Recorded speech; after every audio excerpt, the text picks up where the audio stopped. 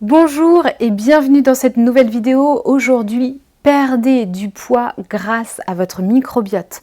Vous souhaitez perdre du poids mais ça ne fonctionne pas et vous ne savez pas d'où ça vient. Je vous explique ici dans cette vidéo pourquoi. Mais avant toute chose, je vous invite à vous abonner à la chaîne qui a pour but de vous aider à améliorer votre santé naturellement. Je me présente, je m'appelle Euriel, je suis naturopathe et masseuse et j'ai deux grandes spécialités. J'accompagne le syndrome prémenstruel et les troubles digestifs. Aujourd'hui, je vous parle donc de perte de poids. Vous souhaitez perdre du poids et puis finalement ça stagne et ça ne progresse pas. Il peut y avoir bien sûr plusieurs raisons à cela.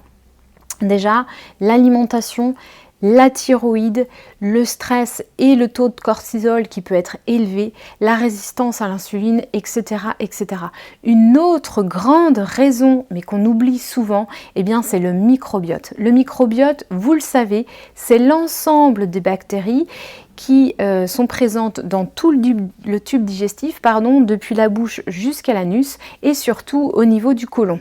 Il commence à y avoir des études sur le sujet qui sont très intéressantes et qui montrent que le microbiote des personnes en résistance à la perte de poids a une composition différente de celui des personnes qui perdent facilement.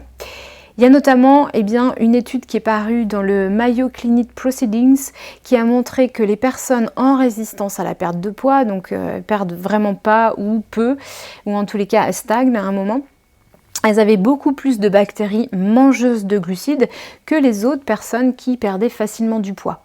Et c'est ça en fait, ces bactéries mangeuses de glucides, le fait d'en avoir trop, qui paradoxalement freinerait la perte de poids. Alors, bon, ok, vous allez me dire, mais oui, c'est bien, mais quelle info je peux déduire de tout ça? Eh bien, si vous voulez perdre 2 kilos, c'est de 1. Vérifier que tout va bien chez vous, qu'il n'y a pas de problématique au niveau du fonctionnement hormonal, par exemple la thyroïde, que le taux de cortisol et le stress n'est pas trop élevé, etc. Donc ça, c'est aller voir ça avec votre médecin, bien sûr, et creuser la question, c'est très important. Et de 2, de faire un régime faible en glucides, ça c'est très important, parce que c'est vraiment pas des graisses dont il faut avoir peur, mais bel et bien des glucides, des sucres, et notamment des sucres cachés qui sont très présents.